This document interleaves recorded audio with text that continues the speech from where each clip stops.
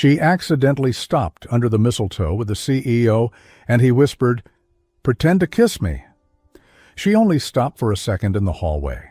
Just one breath, nothing more, never noticing the mistletoe hanging above her head.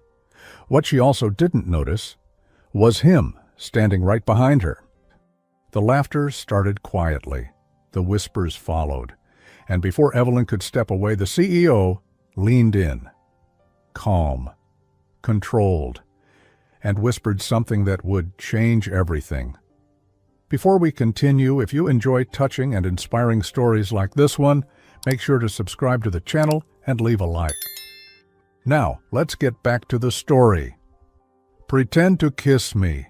Evelyn's heart froze. The hallway shimmered with soft gold lights and pine garlands, still lingering with laughter from the company's holiday mixer.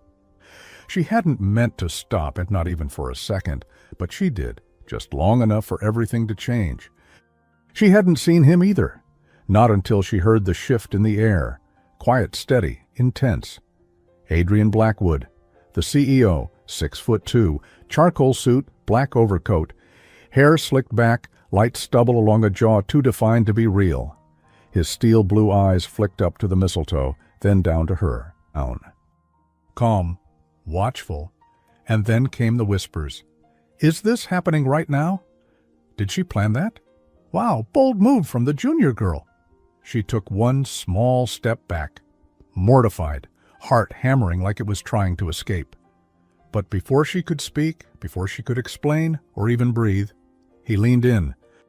Not enough to touch, just enough to make the world tilt. His voice, low, smooth, reached only her ear. "Pretend to kiss me." A pause, like the moment before snow falls. Evelyn's eyes snapped up to meet his. She didn't understand, didn't know what kind of trap this was, but when she glanced sideways, she saw it. 4 co-workers peeking from behind a cubicle, one of them holding up a phone, a red light blinking. Recording. She felt her blood go cold, so she played along. Barely. A tiny tilt of the head, a polite, almost smile, just long enough to sell the illusion, to stop the whispers, to protect her job. Her name, her dignity. And when the moment passed, when the teasing laughter behind them started to scatter and the tapping of phones slowed, he pulled away, cool, unreadable. Not even a blink of recognition in his face. Except... He glanced at her hand, the one resting at her waist, where her family ring caught the light. A delicate silver band with a small green stone in the center. Old-fashioned, worn thin with time, it had always been just a little loose on her finger, a quiet reminder, her grandmother used to say, that she was still growing into her own strength. His gaze lingered for a second. Then he turned and walked away without a word. 15 minutes later, Evelyn sat in her car, still parked beneath the building, engine off, her hands resting on the steering wheel like she was afraid to move. That ring, the one that had never left her finger since the day her grandmother passed, felt heavier than usual. Nana Hart always said, "Never let anyone write your story for you." But tonight, her story was already halfway written, and half the office had a copy. Her phone buzzed beside her. Maya, office admin, girl. The way he looked at you. You're officially the mistletoe queen. Evelyn exhaled sharply, somewhere between a sigh and a laugh. It wasn't funny, not to her. She was 27. Quiet, unnoticed.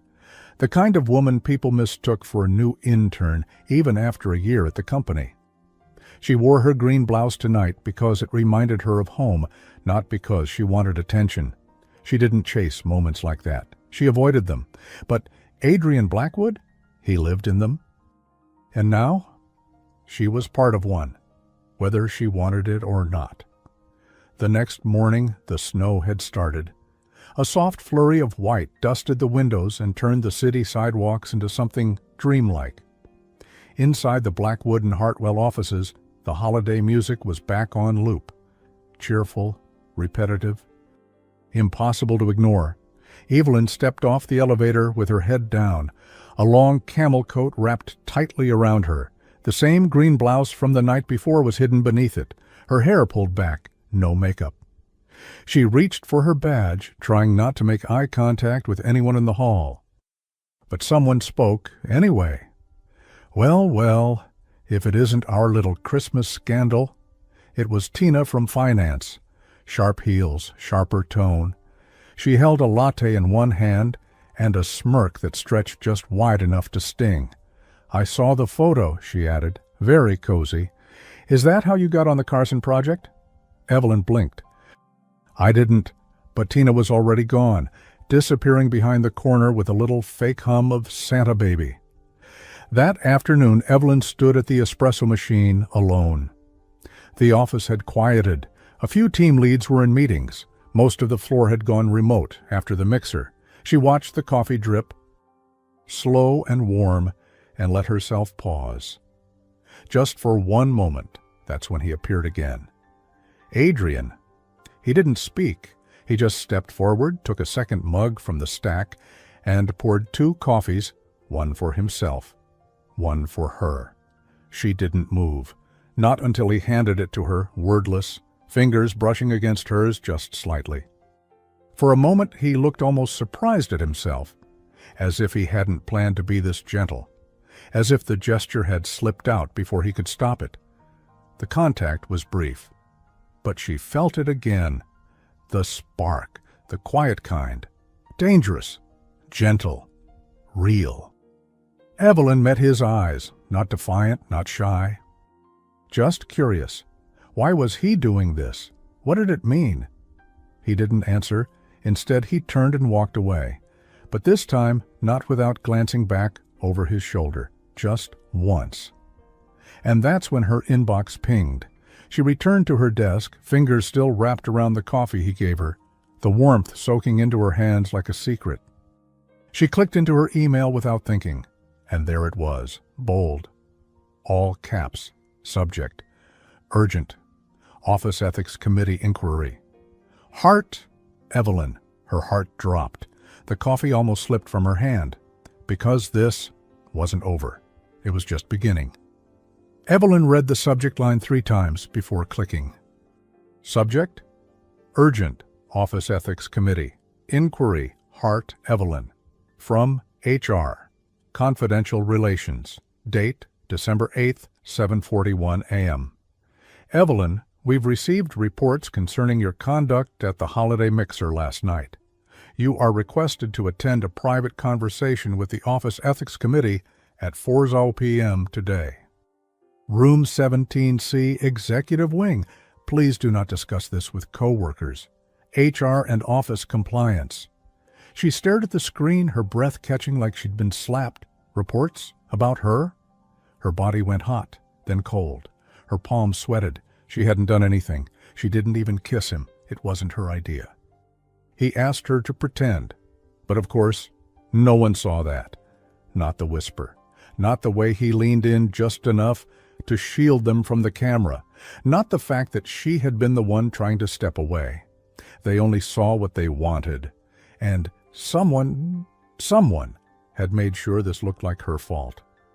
The day moved slowly. Emails blurred. Meetings passed without her voice. She barely tasted the soup she brought for lunch, even though it was her favorite. Creamy roasted tomato from the little cafe 2 blocks down. She kept thinking about the wording of the email. Reports, plural, and just like that. And just. Every side glance in the hallway felt loaded. Every polite smile seemed laced with judgment. Every tap, tap, tap of a message being typed could have been someone sending another complaint. At 2 p.m., she caught her reflection in the bathroom mirror and barely recognized herself, hair flat, eyes tired. She adjusted her blouse slightly, smoothing it at the waist, and ran her thumb lightly over her ring.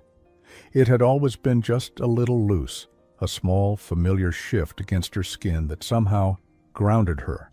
Like her grandmother was still holding her hand, but not even Nana's ring could calm the wave of dread building in her chest. At 3:47 p.m., Evelyn stood outside room 17C. The executive wing was dead silent, floors polished to a shine, the air cold from overpowered air conditioning. She tried not to fidget, tried not to look guilty. She wasn't. She was not guilty. The door opened with a soft click. Inside, the long conference table sat in the middle of the room, like a stage. 3 people waited behind it. 2 she recognized. Helen Reese, head of HR, stern, unreadable, and Mr. Lynn from legal. But it was the third figure that stopped her heart. Vanessa Blackwood, Adrian's cousin, and technically the head of public affairs. But everyone in the company knew her influence went far beyond her title. She was part of the family's majority stake on the board, a position that let her slip into decisions most executives never touched. Poised, immaculate, with a smile like a knife. Vanessa glanced up from her tablet, and Evelyn saw it, the glimmer of something cold in her expression. "Oh, Evelyn," she said smoothly, folding her hands, "let's clear the air, shall we?" It wasn't a meeting. It was a performance. They asked questions with soft voices and sharp intent. Why were you under the mistletoe? Did you initiate the physical proximity? Do you have any personal connection to Mr. Blackwood outside of work? Have you ever had private meetings with him? Evelyn's responses stayed clear, careful. She didn't fumble. She didn't stutter. She told the truth. "No, I wasn't aware of the mistletoe. He was already behind me. I didn't realize. He told me to pretend, to avoid embarrassment. I've never been alone with him before this." Vanessa didn't take notes. She didn't need to. Her eyes never left Evelyn's. Searching, testing.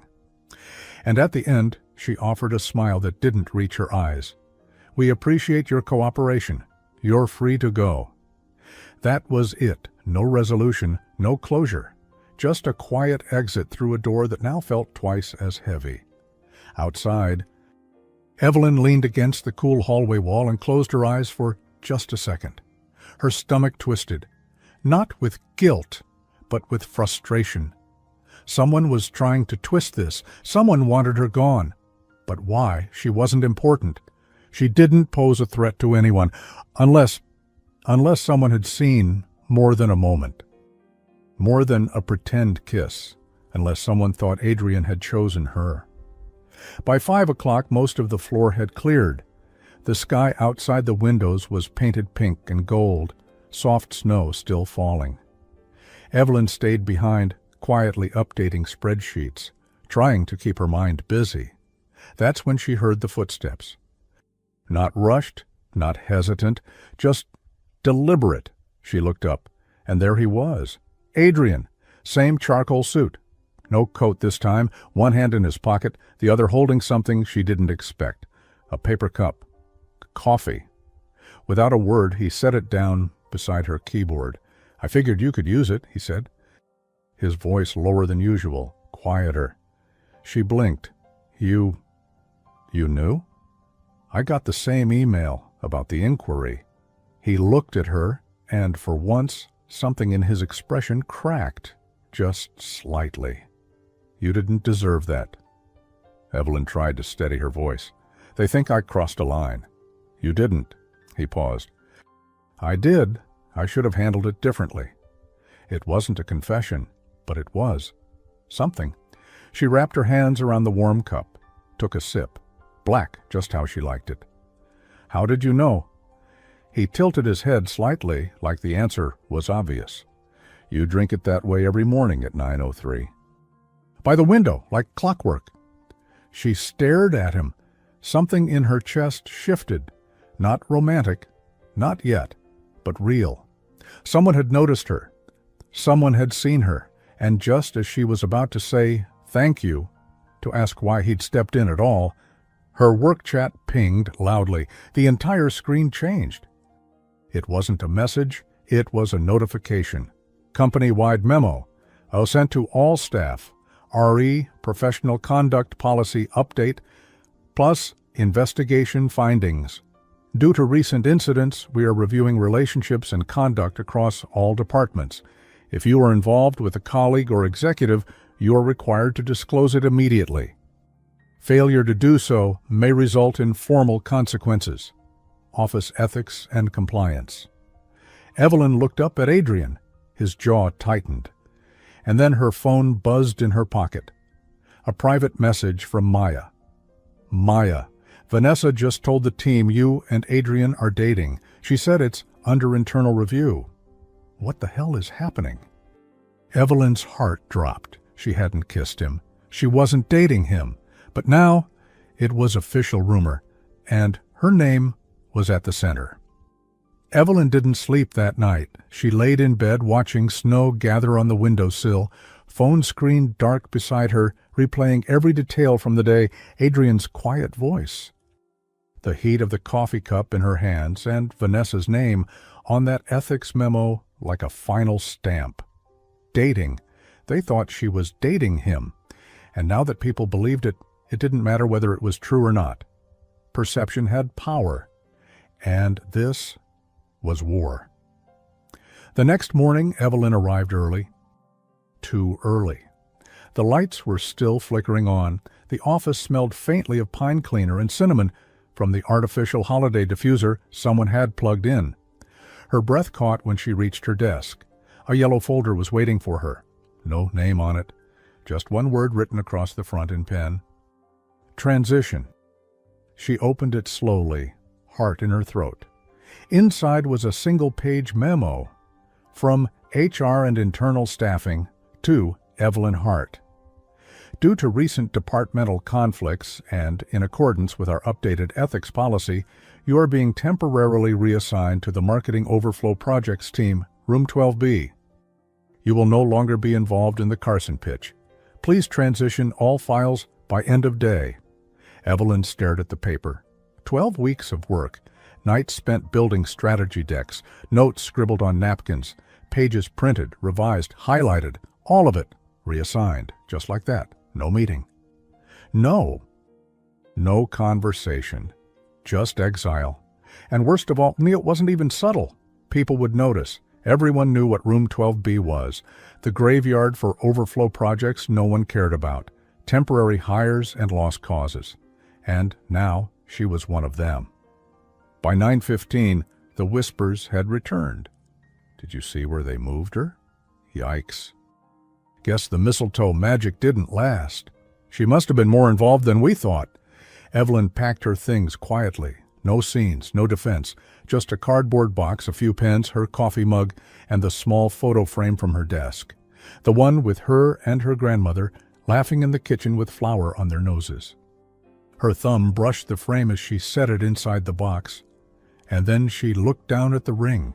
Still there, still hers. A reminder that she was not small, not invisible, not finished.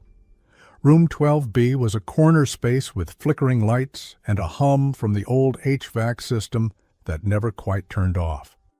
The desk was dusty.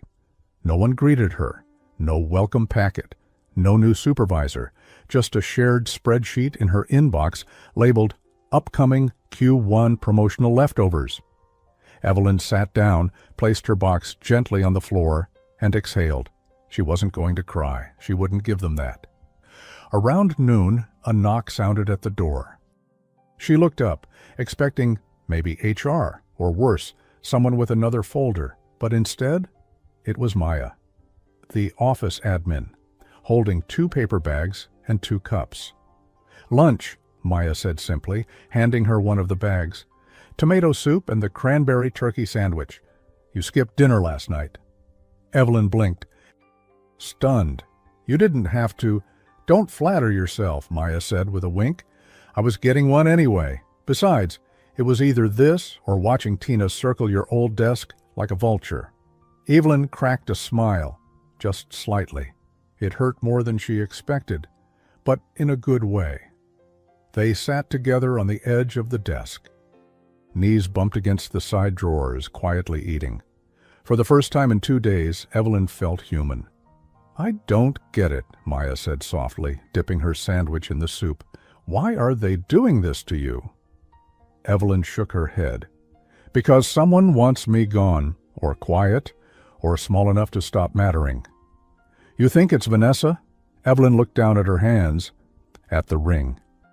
She never liked me, but it's more than that. It's like I'm a problem she didn't see coming. Later that afternoon, Evelyn opened her inbox to find a single, unexpected subject line. Private, Blackwood, Adrian. She clicked it slowly. Evelyn, I want to be clear. I didn't approve your reassignment. I'll speak with HR today. If this gets worse, come to me directly. AB, that was it. No fluff, no apology. But the subtext was loud. He knew, and he wasn't backing away. It was the first real sign that he was still in this, that he hadn't distanced himself just to save his own skin. But it also meant things were far more serious than she thought. At 5:43 p.m., Evelyn stepped into the lobby, coat pulled tight, ready to leave, just in time to see a black car pulling up to the curb. She almost didn't look, until the back door opened, and out stepped Vanessa Blackwood. Draped in a crimson wool coat, heels clicking, phone to her ear, eyes already scanning the glass doors. Evelyn paused, one foot on the mat. Vanessa's gaze landed on her, and for a moment Evelyn could see it. The shift in her expression, not surprise, not anger, but calculation. Vanessa smiled, tilted her head, and mouthed a single word as she passed. Watch. That night, Evelyn opened her laptop at home, intending to finish her new assignments. But the first email waiting for her wasn't a task. It was a calendar invite from HR. Subject, Performance Alignment Review, Deck 12, 10:30 a.m., Performance Review. She hadn't missed a deadline in over a year. She hadn't had a single complaint, until now. Until Adrian, until Vanessa. Until the moment she paused for 1 second under the mistletoe, and everything changed. And just as she closed her laptop, eyes stinging, her phone buzzed again.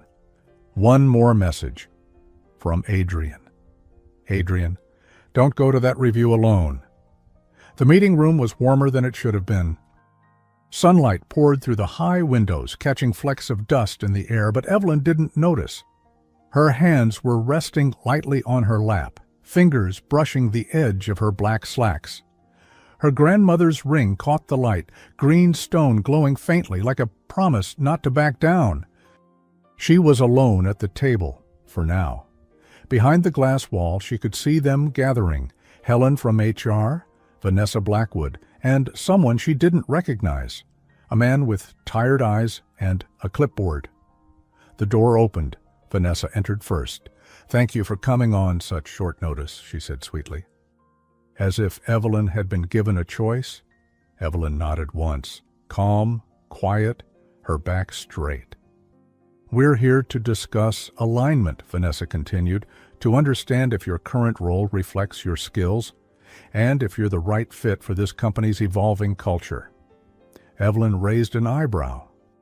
Culture or gossip? Vanessa's smile tightened. Let's keep this constructive. The man with the clipboard, Gordon from compliance apparently, asked a series of rehearsed questions. Have you experienced any workplace conflicts recently? Have you disclosed any personal relationships that could affect your objectivity? Do you feel supported by your direct supervisors? Every answer Evelyn gave was professional, measured. I've had no personal relationships. My reassignment was never explained to me. My supervisor was removed without discussion. Vanessa leaned forward slightly. And your proximity to Mr. Blackwood at the holiday mixer? Evelyn met her eyes, cool, steady. I was embarrassed. I wanted to step away. He said we should pretend to avoid becoming a joke. Silence. Vanessa didn't blink. And did you enjoy pretending? That one landed like a slap, but Evelyn didn't flinch. She folded her hands calmly on the table, the green stone on her ring pressed cool against her skin. I didn't enjoy being treated like I don't matter. That cracked something. Even Gordon glanced at Vanessa. Helen cleared her throat. And just then, the door opened. Everyone turned. Adrian. He stepped in without knocking, eyes scanning the room like he owned it, which technically he did. Vanessa stood. "This is a private—" I overrode it. He dropped a folder on the table. Here's Evelyn's last 3/4 of performance reviews. No complaints, no issues. She scored top 5 in strategic execution last cycle. He turned to Evelyn. His voice softened, just a little. "You don't have to defend yourself, not alone." Evelyn blinked, stunned, but didn't say a word. Vanessa's eyes narrowed. "This isn't about her work ethic." "Isn't it?" Adrian asked. "Because from where I'm standing, it looks like a power play, and a personal one." The air went still. No one breathed. Then, slowly, Vanessa stood. She picked up her tablet, her voice low and polite. "Noted. We'll reschedule." When emotions aren't so raw. And just like that, they left. Evelyn sat in the empty room a few seconds longer. The clock ticked once on the wall, and then Adrian looked at her, really looked at her, as if seeing something shift. "I didn't mean for this to spiral," he said. "I thought I could control the narrative. Just stop the embarrassment." "You didn't think it would affect me," she said quietly. That silenced him. For a moment he looked human, tired, like the kind of man who hadn't had anyone call him out in a long, long time. "I'm sorry," he said. "It wasn't grand, it wasn't romantic, but it was real." And Evelyn nodded, eyes softening. "You said to come to you if it got worse," she said, voice quiet. It got worse. Adrian sat in the chair beside her. For a moment they didn't speak. The tension between them was no longer sharp, just sad. Like two people standing in the ashes of something they didn't start. Later that afternoon, Evelyn sat in the break room, sipping a tea someone had left behind, her lunch untouched. Her phone buzzed. A new message. "Maya, FYI. Word is Vanessa's furious. She just requested a full audit of Adrian's old HR files. Something about a previous incident. You okay?" Evelyn's stomach twisted. Previous incident. Her mind raced. If Vanessa was willing to go back that far, this wasn't just about jealousy anymore. It was about legacy, about control. But why? What was she digging for? And what did Adrian have in his past that Vanessa thought Evelyn needed to see? That night, Evelyn stayed late. She wasn't sure why. Maybe because it was quiet. Maybe because she didn't want to go home and sit in silence. Around 7 p.m., the hallway lights dimmed to evening mode. She closed her laptop and stood to stretch, and that's when she noticed the envelope under her keyboard. Not emailed, not printed. Just slipped there. Her name written in pen. Inside, a single photo, an old one, grainy but clear enough. A young man, barely out of college, standing in a snowy courtyard beside an older woman. Her grandmother, smiling, holding coffee cups. And beside her was Adrian Blackwood, much younger, no suit. Just a scarf and that same intense expression, softer then. On the back of the photo, in handwriting she knew too well, "Be kind to this one. He lost more than he lets on. N.H. Nana Hart." The photo sat between Evelyn's hands like a question with no clear answer. Her grandmother and Adrian? Long before either of them belonged to the world they now lived in, before boardrooms and policies, before everything felt like war. She studied it again, her grandmother's smile, full and familiar like she was caught mid-laugh. Adrian, barely older than 20, standing close but not too close, holding a cup of coffee in both hands. The snow fell behind them like a curtain. "Be kind to this one. He lost more than he lets on." The words written on the back wrapped around Evelyn like a whisper from the past. She couldn't sleep that night, couldn't stop wondering what her grandmother had seen and why Adrian had never mentioned knowing her. So the next morning she asked. He was in the West Wing conference room, jacket off, sleeves rolled to the elbows, surrounded by architectural mock-ups for the Carson building. the same project she'd been pulled from. She hovered in the doorway until he noticed. "Can I talk to you?" she asked, voice lower than usual. He looked up. Of course. When the room cleared, she stepped inside and handed him the photo without a word. Adrian's reaction wasn't dramatic. He didn't go pale, didn't gasp. He just stopped, looked at it for a long time, then turned it over. His thumb grazed her grandmother's writing. "You kept this?" he asked. "It was left for me, under my keyboard." "Not by accident." "No," Evelyn said softly. "I don't think it was." Adrian sat down slowly, the photo still in his hands. For once he didn't wear his usual mask of control. His shoulders sank, like the weight of the past had finally caught up with him. "She was kind to me when no one else was," he said. Evelyn sat across from him. "You never mentioned her." "I didn't think I had the right." He said it so quietly she almost missed it. "She worked at the old Hartwell building," he continued. "My mother cleaned offices there when I was a teenager. Sometimes, when she couldn't make it in, I went instead. Late at night, I wasn't supposed to talk to anyone, just clean and leave. But my grandmother, she stayed late. She always did. Brought food from home. She'd pretend not to see me at first, then leave half a sandwich by the front desk. Said the cleaning staff deserved to eat too." Evelyn felt something shift in her chest. "She never told me that," she whispered. "She didn't treat me like I didn't belong. That was rare." He paused. "Still is." Evelyn frowned gently. "But why didn't she ever mention you to me?" Adrian looked down at the photo, his thumb brushing its worn edge. "Because I asked her not to," he said quietly. "I was young, embarrassed. I didn't want anyone, especially you, to know how hard things were back then." He exhaled softly. "And you were just a kid. She didn't want to burden you with someone else's struggles. Later, she probably thought I'd moved on with my life, and that our paths would never cross again." They sat in silence for a while, the kind that didn't need to be filled. When Adrian finally looked up, his voice had changed. Lower, realer. "She was the first person who told me I could run something bigger than my shoes." Evelyn smiled despite the heaviness. "What shoes?" "Old, ripped, 2 sizes too small. I wore them every shift." She called them ambition trainers. She laughed softly. And for the first time he laughed too. Not loud, not careless, but real.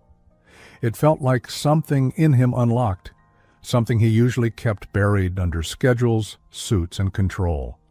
Around her the effort fell away. "Come with me," he said suddenly. She blinked. "Where?" "I want to show you something."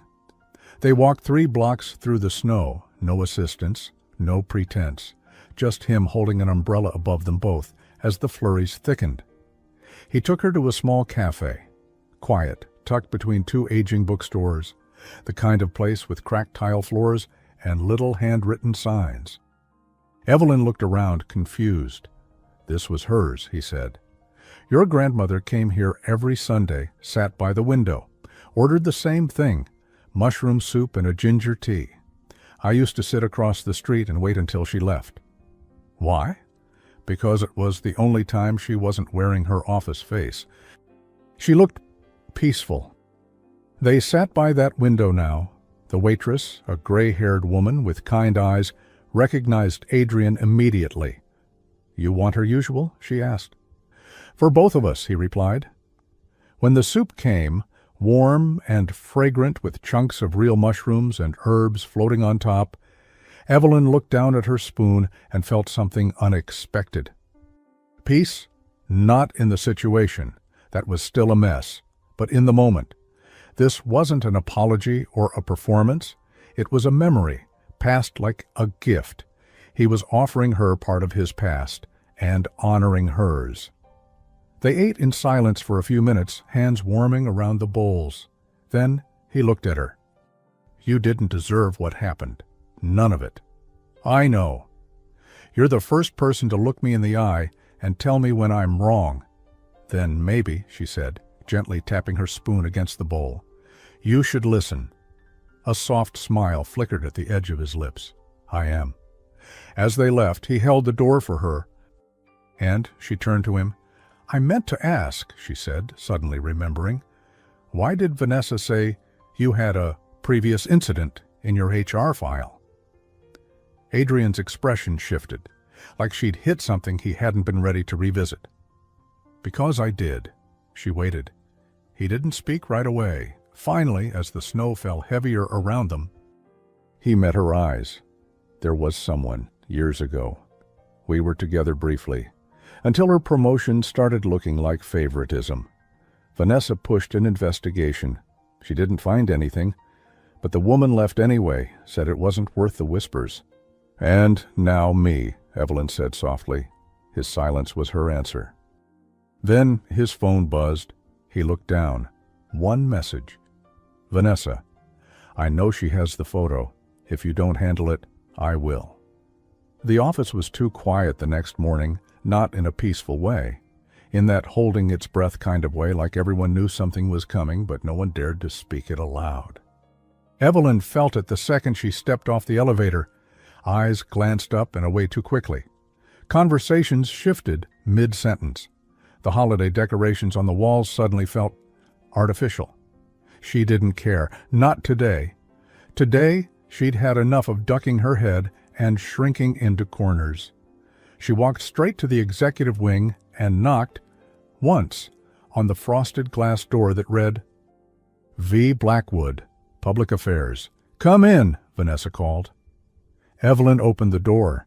Vanessa sat behind her desk, elegant as ever, a cream blouse, red lipstick, manicured hands resting lightly on a porcelain teacup. Her expression didn't flicker. Miss Hart, she said pleasantly, how festive. You wore the ring again. Evelyn's eyes narrowed. Her grandmother's ring caught the winter sunlight on her finger, green stone gleaming like it had something to say. I assume you saw the photo. Vanessa sipped her tea. I did. Quite a sentimental find.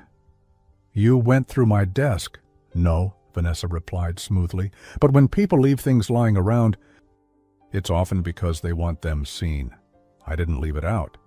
Then someone wanted it found, Vanessa said. That should concern you. Evelyn stepped closer.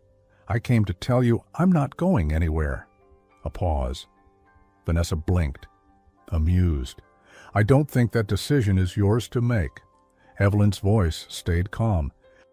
It is if the person trying to remove me is doing it for personal reasons. Vanessa's smile slipped just slightly. You're accusing me of misconduct? I'm not accusing you of anything. I'm documenting it. That landed. For the first time, Vanessa's perfect posture shifted. One shoulder stiffened. Her eyes narrowed just enough. Careful, Evelyn. You don't know how this game is played. I don't need to, Evelyn said. I just have to survive long enough to finish the board. And with that, she turned and walked out, head high, shoulders back. She didn't look like the junior strategist anymore. She looked like a woman raised by someone who taught her how to carry her dignity with silence. By late afternoon, Evelyn was back at her temporary desk, sorting files, pretending not to feel the adrenaline still in her bloodstream, when her screen flashed, an all-staff calendar update. Year-end strategic town hall, moved to 4 p.m., conference room A. All team leads and senior staff to attend. She almost ignored it. But then she saw the sender, Adrian Blackwood, and something about the timing didn't feel like coincidence. At 4:05 p.m., the room was packed. Holiday music had been replaced by low murmurs. People sat on edge. The whole office felt like it had been waiting for something to break. Adrian stood at the head of the table. Evelyn took a seat in the back corner, unobtrusive, quiet. Her green blouse under a soft black sweater, hair half up, ring glinting under the glass light fixture. He looked different today, not just polished, ready. He clicked the projector. The ethics memo has caused confusion, he began. And some of that is my fault. I take full responsibility for the policies being misinterpreted as punishments. People shifted. Vanessa didn't move. But let me be clear, he said. No employee has been demoted. No one has violated any actual rule. And no one will be penalized for something they didn't do. His eyes found Evelyn in the back row. I authorized a full audit of internal ethics actions this morning. Any personal disputes masquerading as compliance concerns will be addressed. He didn't look at Vanessa, but the message couldn't have been clearer.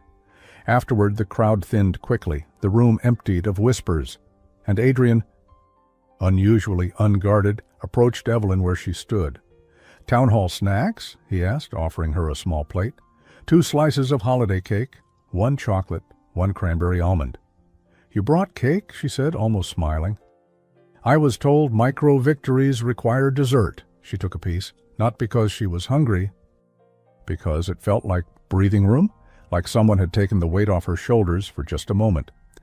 They ate side by side, quietly. Then Adrian spoke, voice low. "Vanessa doesn't back down easily. I'm not asking her to. She's going to escalate. I know." He looked down at her hands, then back up. "She's already done it." Evelyn's heart skipped. "What?" Adrian handed her his phone. The screen showed a forwarded message. Subject line, "Leaked file, conflict report 2017 attached," was a scan of a confidential HR document about Adrian from years ago. Allegations of inappropriate influence over staff promotion. Later dropped. Employee departed voluntarily. Internal notes, sealed by board decision. Marked strictly confidential. And it had been leaked to 2 journalists. Evelyn looked up. "She's trying to destroy your name." "No," Adrian said quietly. "She's trying to make sure no one listens to me when I defend you." They stood there, the hum of the room fading as the weight of it settled in. Evelyn swallowed, the truth hitting her all at once. "But leaking a sealed HR file like this, that's illegal, isn't it?" Adrian's jaw tightened. "It is. And the board won't ignore a breach of confidential records, not even from her." A beat of silence. Then Evelyn lifted her chin, steadier than before. "So, what are we going to do about it?" There was a different energy in the air when Evelyn walked into the office the next day. Not calmer, but clearer. People weren't whispering anymore. They were watching, as if waiting to see what she'd do next. Whether she'd shrink or fight, whether she'd stay, and Evelyn had made her decision. She walked straight to Adrian's office. No email, no hesitation.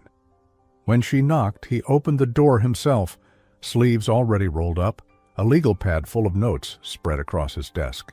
He didn't ask why she came. He simply moved aside and said, "Let's work." The room was quiet except for the sound of pens and fingers tapping against the edge of his desk. They'd been there for almost an hour, mapping out timelines, reviewing documents, tracing the leak, and still, the only person they could link the file to was Vanessa. But she was too smart to leave a paper trail. Evelyn leaned back in her chair, thinking. "If she wants you out," she said, "she'll want someone controllable in your place, someone she can shape." Adrian nodded. "Her brother's been circling the board. And if she paints you as the problem, she can make it look like she's saving the company by stepping in." Adrian exhaled. "She's been planning this longer than I realized." Then he looked at Evelyn, a different look this time. Not worried, not distant, impressed. "You see through her?" "I've seen women like her my whole life," Evelyn said softly. "But I was raised by someone tougher." He smiled just a little. "Your grandmother would have run circles around Vanessa." "She probably did," Evelyn said. Quietly, while stirring soup, they both laughed, a low, shared sound that cut through the tension.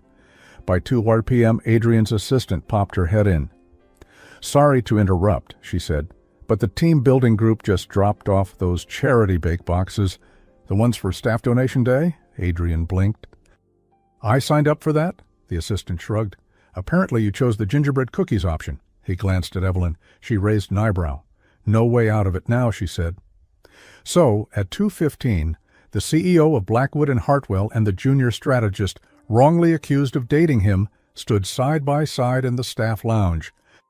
staring down at a tray of gingerbread cookie supplies. "You ever done this before?" Evelyn asked, tying an apron behind her back. Adrian rolled up his sleeves again. "My culinary experience is mostly investor dinners and mistakes with a toaster." She handed him a spatula. "Then this," she said, "is your first honest bake." It was supposed to be quick, a photo for the company page. Some flour done. But the moment became something else. Between the icing sugar and the warmth of the oven, something softened. Adrian let himself laugh when his gingerbread man collapsed sideways. Evelyn reached for the cinnamon and accidentally dumped half the jar into her mixing bowl. They didn't try to fix it. They just kept going, side by side. No masks. At one point, Adrian actually laughed, a quiet, unguarded sound that seemed to catch him off guard. He blinked, as if hearing his own voice for the first time in years. No power plays, just people. And when they slid the cookies into the oven, Evelyn wiped a smudge of flour from his jaw. He looked at her, and this time it lingered, long enough to wonder, long enough to feel it shift. Back in his office, with the scent of cinnamon still hanging in the air, Evelyn pulled out a folder she hadn't shown him yet. "What's that?" Adrian asked. "My move," she said. Inside were 2 printed screenshots, old email headers, carefully archived from her onboarding year. They showed direct edits from Vanessa to Evelyn's original Carson pitch. Vanessa had removed Evelyn's name from the contributor line before sending it up to the board. "You never got credit," Adrian said, scanning it. "Not officially," Evelyn replied. "But if you present this as part of the proposal's audit..." "It shows pattern," he finished. "Not just office politics, career sabotage." Evelyn met his eyes. "She's not just coming after you. She's been keeping me small for months. I just didn't know it." Adrian nodded slowly. Then Adrian paused, almost as if deciding something, and opened the bottom drawer of his desk. He didn't hand her anything. He simply placed a slim, silver, velvet-lined box on the table between them. "Before all of this started," he said quietly, "HR sent this to me for approval." Evelyn blinked. He opened the box. Inside was a promotion letter, signed, dated, stamped weeks before the scandal. "You were scheduled to receive this next quarter," he said. "It was finalized long before the mixer, long before any of this." He closed the box again gently. "And I shouldn't give it to you now, not officially. It would look like favoritism, like everything they're accusing us of." Evelyn swallowed. "Then why show me?" "Because you earned it," he said. "And I won't let anyone rewrite that part of the story." She picked it up with careful fingers, barely breathing. Inside, her name gleamed on crisp paper. Senior Strategy Analyst. A pause. She looked at him. "This makes it worse, you know." "I know. She'll go after me even harder." "She already is." Evelyn took a deep breath. Then slipped the promotion letter into her bag, right next to the photo of Adrian and her grandmother. And that's when she saw it. Her grandmother's ring had slipped loose from her finger, just slightly. It shimmered against the edge of her bag like it was trying to remind her, "You were not raised to bow." She pressed it back onto her finger and said, "Then let her come." An hour later, as they prepared to send the audit package to the legal board, Evelyn's email dinged. One message, no subject, no body, just one attached PDF. She opened it and froze. It was a screenshot of her and Adrian from the staff lounge, covered in flour, laughing, taken from outside the window from a distance and sent anonymously. At the bottom, a note. "Let's see how the board likes this kind of team building. V."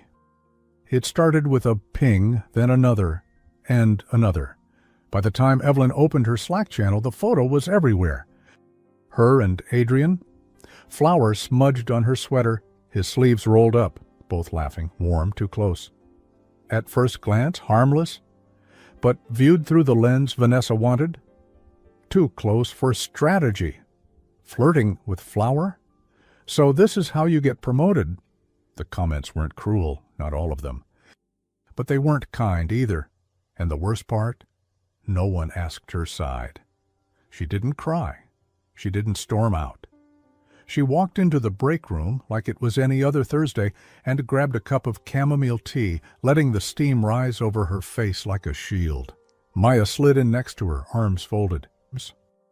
Whoever sent that photo is going straight to the North Pole's naughty list. Evelyn managed a small laugh. You okay? Maya asked. I will be. You want me to start a fake rumor that you're secretly royalty? Too late. Someone just posted a poll asking if I'm Adrian's girlfriend, mistress, or mistletoe assassin. Maya snorted so hard her tea sloshed. And just like that, for 1 second, Evelyn smiled, a real one.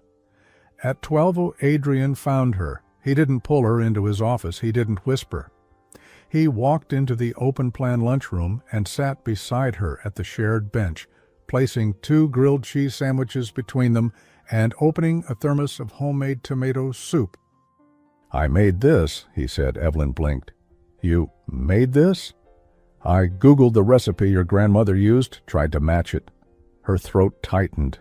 He slid a spoon toward her. She took a bite. It wasn't perfect.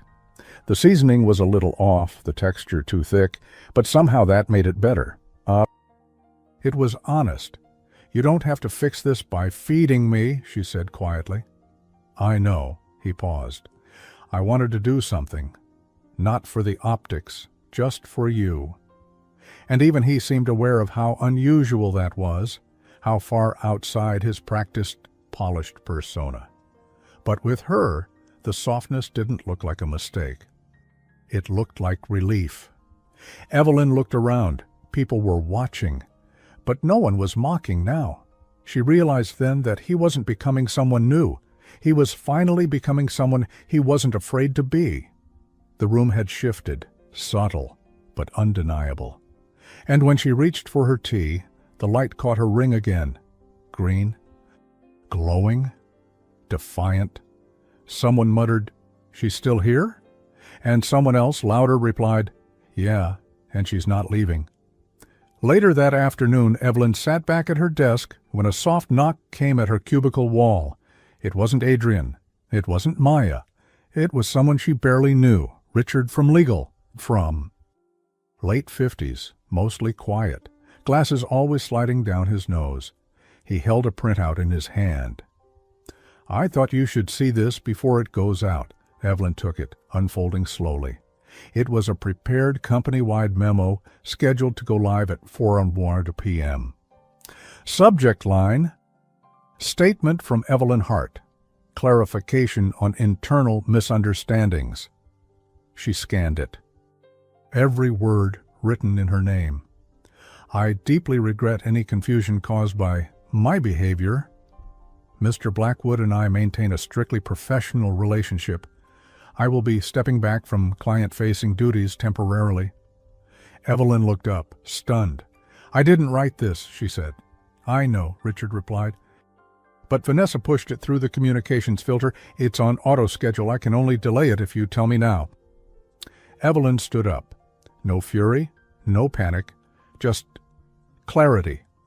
Pull it, she said. Now.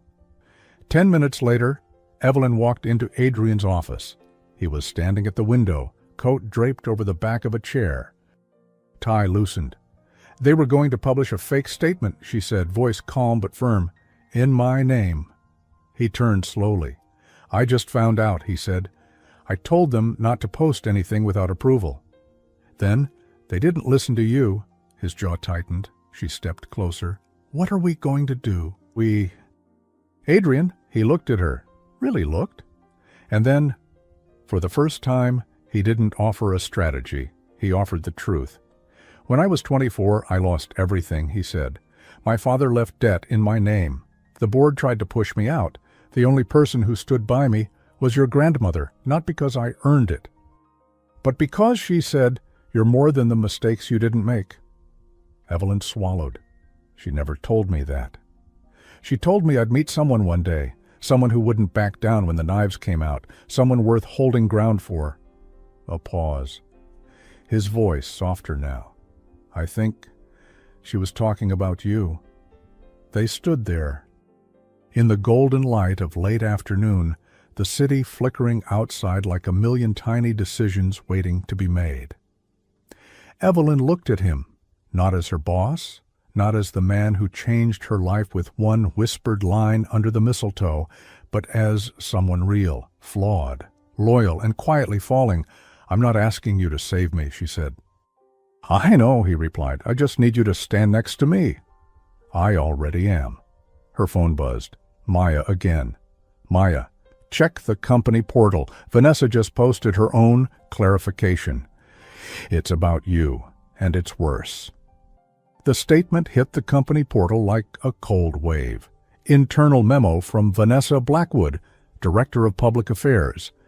Due to recent interpersonal complications affecting team structure and executive focus, I regret to share that our Q1 strategic planning has been compromised. This disruption stems from blurred boundaries introduced by non-executive staff. Moving forward, any personal relationships that conflict with corporate performance will be formally addressed. We expect all employees to recommit to professionalism for the good of the company. There were no names. But it didn't matter. Everyone knew who she meant. Evelyn's inbox flooded with vague sympathy and sharp curiosity. "Are you okay? What's really going on? Is it true what they're saying?" She didn't answer. Not yet. That afternoon, HR called her in. Helen's tone was gentle, almost motherly, which somehow made it worse.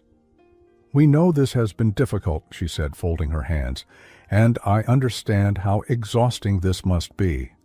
Evelyn didn't reply. Her ring caught the light as she crossed her arms.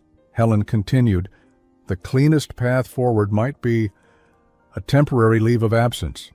Evelyn blinked. "You want me to vanish, quietly?" Helen hesitated. "It would give the company breathing room. Let the storm pass." "And what happens to my promotion?" Another pause. "That can be revisited in Q2. Evelyn stood slowly. "I'm not stepping down to protect people who tried to erase me." "You're not being erased." But Evelyn smiled, softly, almost sadly.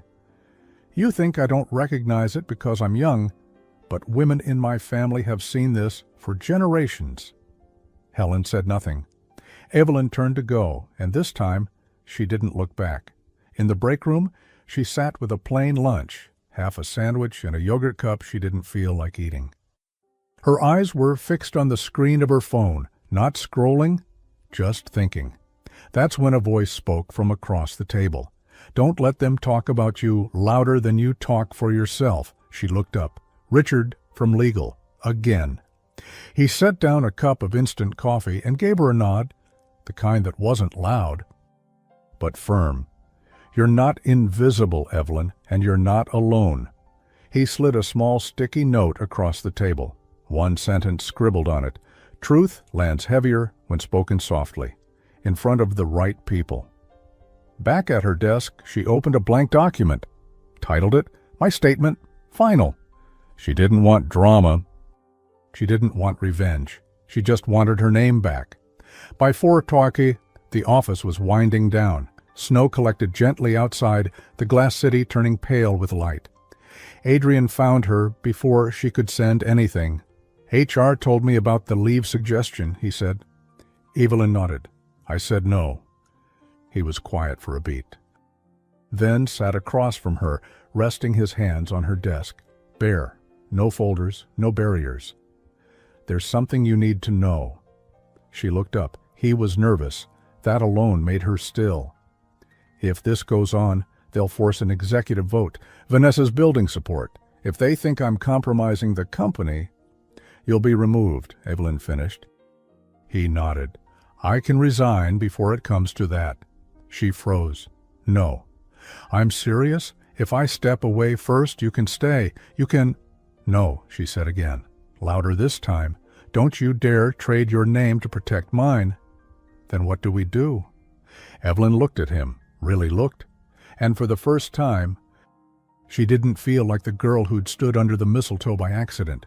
She felt like a woman who'd been handed 1,000 reasons to bow, and chose not to. "We tell the truth," she said, "and we tell it together." That night, Evelyn sat in her apartment, a small space lined with books, a candle burning low in the corner, and rehearsed her statement aloud. It wasn't long, it wasn't dramatic, but it was hers. "My name is Evelyn Hart. I came to this company with two things, my grandmother's name and my own ambition. I didn't plan to end up in the middle of office gossip or executive power games. But since I'm here, let me be clear, I've done my work with integrity. I've earned every step I've taken. I will not be dismissed by implication. I will not shrink to make someone else feel taller, and I'm not going anywhere." She closed the laptop, slipped her ring off for just a moment, looked at it, then slipped it back on. At 7:48 p.m., her phone buzzed. A private message. Private. "Vanessa. Still here? Brave. But let's see how brave you feel when your past isn't so clean either." Attached. A PDF file. A search on Evelyn's name from over 5 years ago. A juvenile court record from her mother's past. Nothing illegal on Evelyn's part, but still ugly, and enough in the wrong hands to tarnish her, even if it wasn't her story, even if she'd spent her whole life trying to outrun it. Evelyn stared at the screen. Vanessa's message glared back, smug and cold. "Let's see how brave you feel when your past isn't so clean either." The attached court record was old, faintly scanned. Nothing criminal, just messy. A glimpse into her childhood, her mother's charges, petty theft, public intoxication, back when Evelyn was barely 6, charges dismissed. But they still lived in a searchable archive. Evelyn had never hidden it, but she'd also never shared it, because it wasn't her story to tell. Until now. By morning, she'd made her decision. She walked into the office with her coat buttoned high and her grandmother's ring polished to a subtle shine. She hadn't written a new speech. She didn't need one. She just had to tell the truth before someone else twisted it. The annual year-end company gathering was held in the main auditorium. Snow sparkled outside the glass atrium, and inside, soft instrumental carols played under dim lights. Staff filled the room with red sweaters, white coffee cups, and cautious anticipation. The tension was quiet, but present. Everyone had heard something. No one knew what was real. Adrian stood near the front. Already waiting, he turned when he saw her, not with a smile but a steady nod. He didn't ask if she was sure. He just made space for her to take the stage. And she did. She walked up, hands calm, back straight. No script, just her. The room hushed. Hundreds of eyes followed her to the small podium at the front. She tapped the mic once, then spoke. "Most of you know my name by now. What you may not know is the weight I carry with it. My name is Evelyn Hart, and yes, I come from a complicated family. My mother made mistakes. Some of them are public, but I grew up watching her try and fail, and try again. I grew up being told I would always have to be better, cleaner, quieter, just to be allowed in the room. And I got here not because someone held the door open for me, but because I learned how to build the floor beneath my feet. I've worked hard.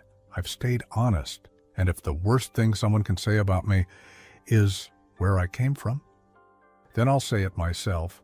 The room was still. Evelyn paused, one hand gently resting over her ring. A few murmurs of quiet agreement. Maya blinked back tears near the second row. "I never asked to be part of anyone's scandal, and I never planned to stand here explaining why I deserve the seat I earned. But I'm here. I'm not leaving.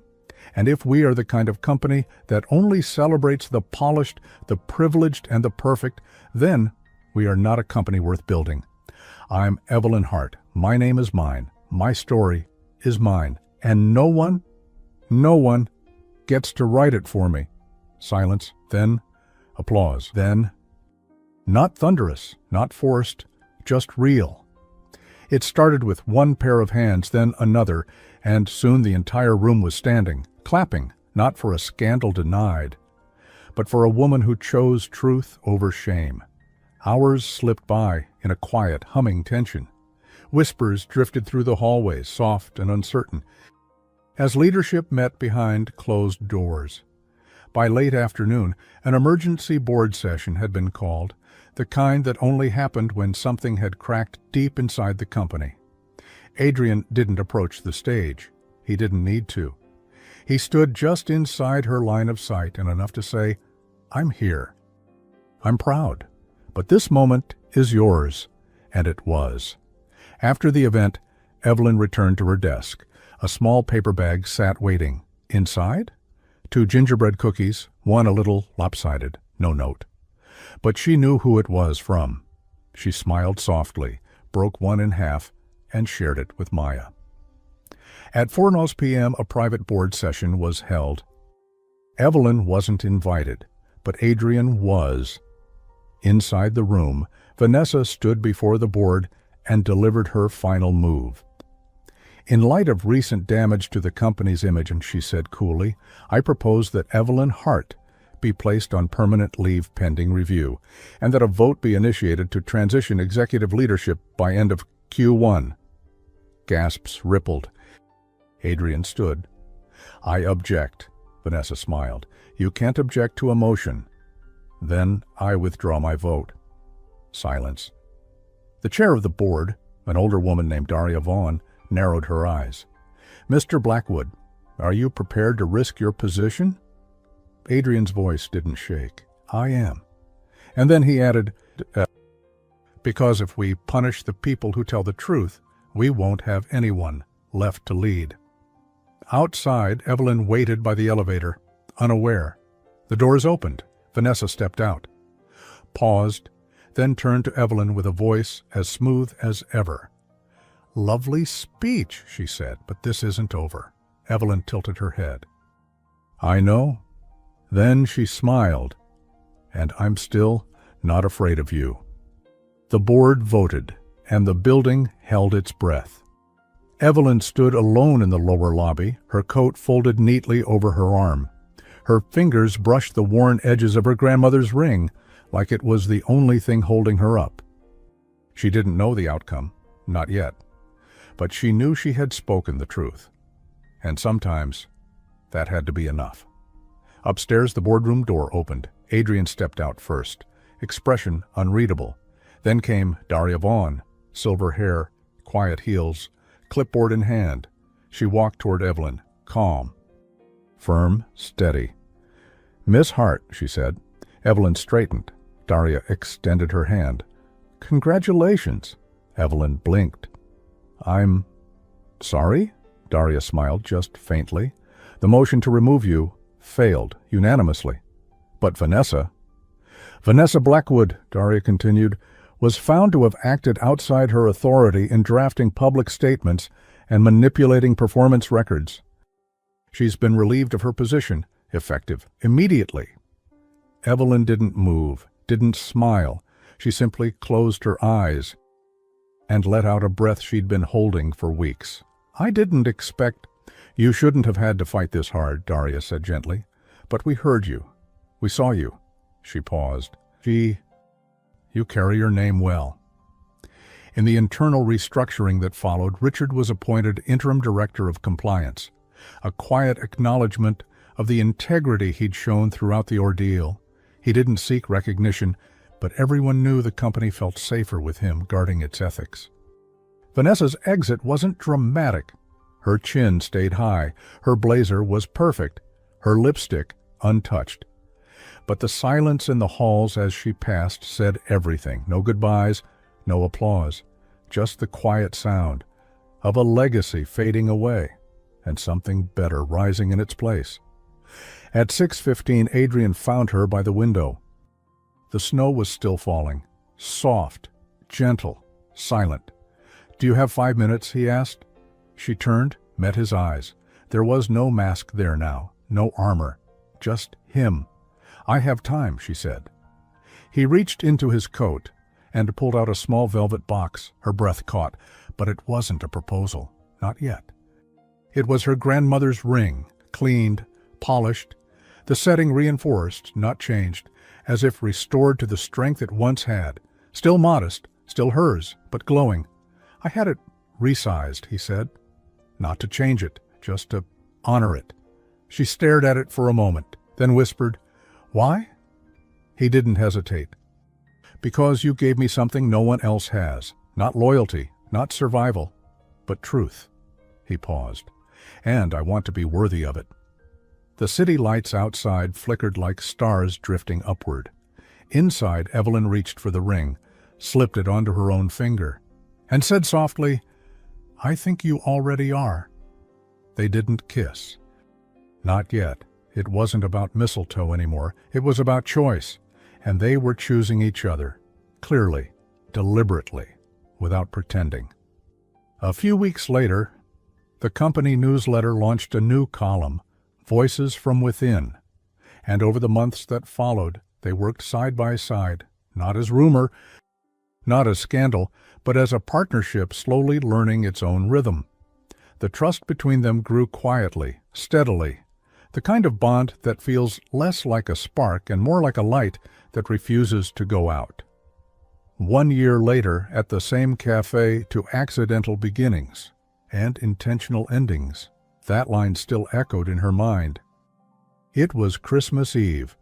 The little cafe her grandmother once loved had a new sign now, Heartwood Cafe, tradition, tea, and stories that last. She smiled as she stepped inside. Snow was just starting to fall again. The bell chimed softly overhead. The scent of cinnamon and tea wrapped around her like a favorite coat. The table by the window was reserved, as always. And there he was, Adrian Blackwood, now. Just Adrian, gray shirt, coat draped over the chair. 2 gingerbread cookies, 1 teapot already steeping. He looked up with that quiet, private smile he only gave her. "You're late," he said. "I was finishing the year-end report," she replied, taking off her coat. "The new strategy director is relentless." "Oh, I've heard of her," he said, mock serious. "Apparently she's brilliant and terrifying, and only drinks tea if it comes with gingerbread." She laughed. "Who spreads these rumors?" He didn't answer. He just poured the tea. They talked for a while. About nothing. About everything. Then, without a word, Adrian reached into his coat and pulled out a small envelope. Her name, in his handwriting. Inside was a folded card. At the top it read, "To the bravest woman I know." The rest was quiet, careful, like he had started writing a speech, then decided to just speak from the heart. "You showed me love isn't about protection. It's about respect. You taught me truth matters more than pride, and that we're only ready to love someone when we're willing to let go of control. I don't want to save you. I just want to stand next to you. Will you marry me?" She looked up. He didn't move. Didn't pressure. Just waited. Not for any answer. For her answer. Evelyn slowly slipped the old ring off her right hand, her grandmother's. She held it for a moment, feeling its familiar shift against her skin one last time. Then she tucked it into the velvet box it came in, where it would stay. Honored, but finally, at rest. Adrian pulled out a second box, smaller, new, inside, a clean silver band, modern, delicate, with 1 tiny green stone. She smiled. "You blended the 2 worlds?" "Heart, Blackwood," he said. "I figured we deserve a new tradition." She reached across the table. "Then yes," she whispered. His hands were steady as he slipped the ring onto hers. Outside, the snow kept falling. Inside, 2 cups of tea sat untouched as their laughter filled the space between them. Some love stories don't need grand gestures or perfect timing. They just need 2 people who decide to stay, even when the world gives them 1,000 reasons to run. So tell me, what would you have done in Evelyn's place? Leave a comment. I'd truly love to hear your thoughts. And if this story moved you, don't forget to like, subscribe, and rate this story from 0 to 10 down below. Thanks for staying with me until the very end. See you in the next story.